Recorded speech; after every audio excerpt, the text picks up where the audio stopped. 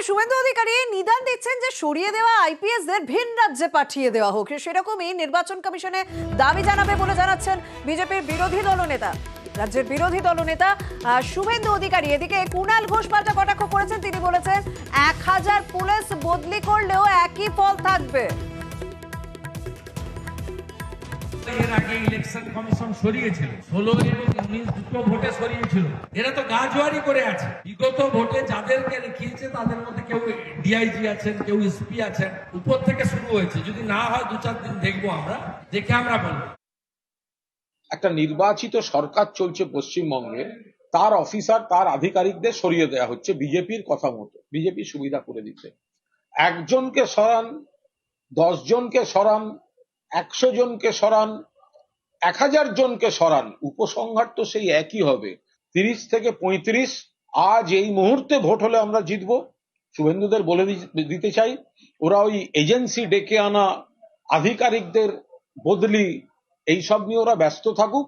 মানুষের আশীর্বাদ নিয়ে মমতা বন্দ্যোপাধ্যায়ের প্রতিনিধিরা ঘাসের ওপর জোড়া ফুল চিহ্নে জিতে আসবে।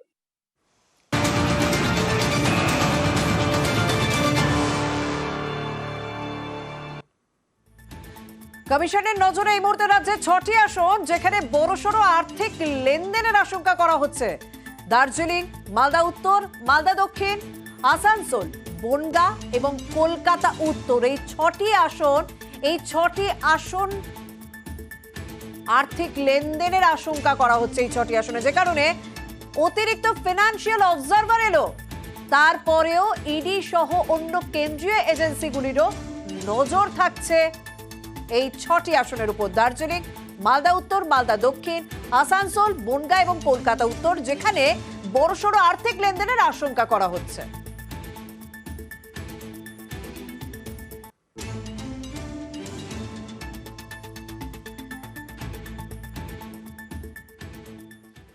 আমরা জানি রাজ্যে 920 কোম্পানি কেন্দ্রীয় বাহিনী আসার কথা, তার মধ্যে প্রথম দফাতেই 235 কোম্পানি বাহিনী থাকছে। 19 এপ্রিল যে 3টি লোকসভা ভোট হচ্ছে, 3টি আসনে লোকসভা ভোট হচ্ছে, সেখানে 235 কোম্পানি কেন্দ্রীয় বাহিনী থাকছে কোচবিহার, জলপাইগুড়ি এবং আলিপুরদুয়ারে। এই 3টি আসনের জন্য 235 কোম্পানি কেন্দ্রীয় বাহিনী আসছে।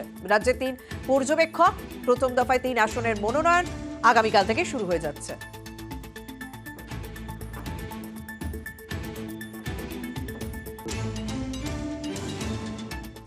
এদিকে সুপ্রিম কোর্টের নজরদারিতে লোকসভা ভোটের দাবি তুলছে তৃণমূল কংগ্রেস। নির্বাচন কমিশনের ভূমিকা নিয়ে সোশ্যাল মিডিয়ায় পোস্ট ডেরেক ওব্রায়ানের। বিরোধীদের টার্গেট করতে কমিশনকে ব্যবহারের অভিযোগ করছেন তিনি।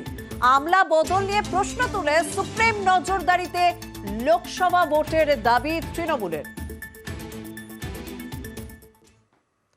বিজেপি নোংরা রাজনীতি করছে, নির্বাচন কমিশনকে কাজে লাগিয়ে বিজেপি নোংরা রাজনীতি করছে, তাই সুপ্রিম নজরদারিতে লোকসভা ভোটের দাবি করছেন ডেরেক ওব্রায়ান।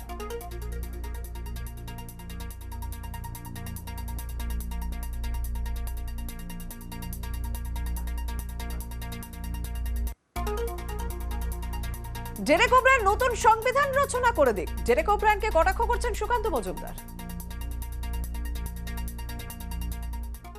আমি ডেরেক ওব্রায়ানকে বলবো অত ঝামেলা করার দরকার নেই। বাজার থেকে একটা মোটা গাবদা খাতা নিয়ে গিয়ে মুখ্যমন্ত্রীকে দিতে, উনি ওখানে নতুন সংবিধান রচনা করে দিক। ও যেটা লিখবেন ওটাই সংবিধান হবে ভারতবর্ষের, অসুবিধা কী আছে? ডেরেকবাবু ওটা কারেকশন করবেন, ইংরেজিতে ট্রান্সলেশন করবেন। মুখ্যমন্ত্রী বাংলায় লিখবেন, উনি ইংরেজিতে ট্রান্সলেশন করবেন।